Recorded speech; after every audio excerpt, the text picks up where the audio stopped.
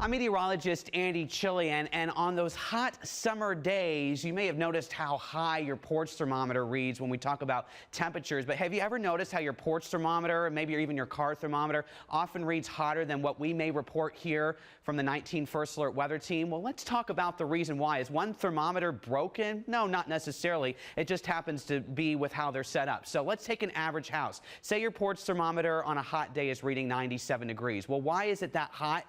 Here's a few factors. First of all, it can be in the direct sunlight, so that's certainly going to heat that thing up. Meanwhile, it can your house can have some dark colors. Well, any dark colors would absorb more heat, so that would allow the thermometer to read higher.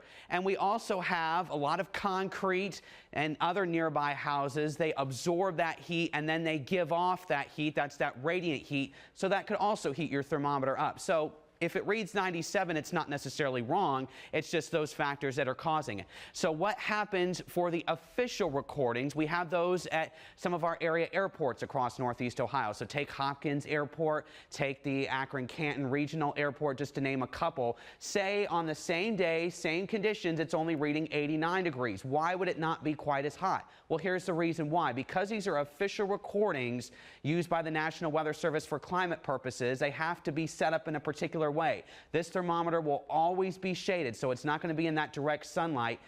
There's white paint around the screen that it's in, and that reduces any heat absorption. Remember, we always tell you to wear light colors outside. It's not black absorbing the heat, it's white, so it's giving off that heat. And finally, it's placed in a Stevenson screen. Fancy screen, but basically it's placed 4 feet above the ground in an open field, so it doesn't have all that development around it. So that's why you may notice differences in those thermometers. So one is not necessarily wrong over the other, but that's the reason why you may see some of those differences on those hot summer days and what we could be seeing certainly across our region.